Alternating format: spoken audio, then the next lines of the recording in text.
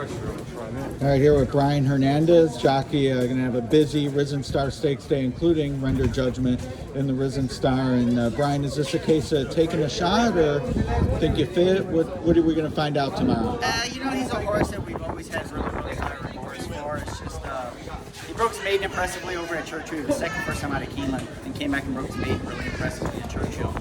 And then his race in the Gun Runner here, he's still kind of a late developing horse, I think. And in the Gun Runner, he left the gates a little sloppy and just kind of lackadaisical. And it cost him, because then it kind of put him in a compromising position where they went slow in front of him. And he closed into it, but at the same time, as he was making his move, the ones on the lead, they went on too. So tomorrow, the biggest thing is we just need to make sure he stands in the gates and leaves clean. If we can get him to leave cleanly, I think he's got a big chance. And the 12-horse field, certainly you're used to 20 with the Derby win last year, but big field. How do you ride any different or prepare any different when you know you're going to have a lot more company in the gate versus a short field? Yeah, of course. Anytime you go out there to ride, you always want to be as prepared as possible.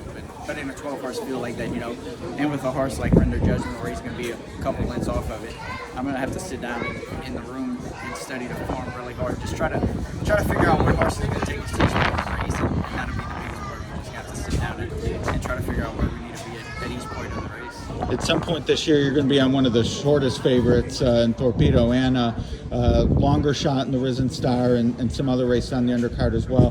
How does your preparation change when you're the horse to beat versus you're looking at the horse to beat, like an East Avenue or a Good Cheer? Yeah, it's a completely different ballgame, because you have to look at it in the back of your mind.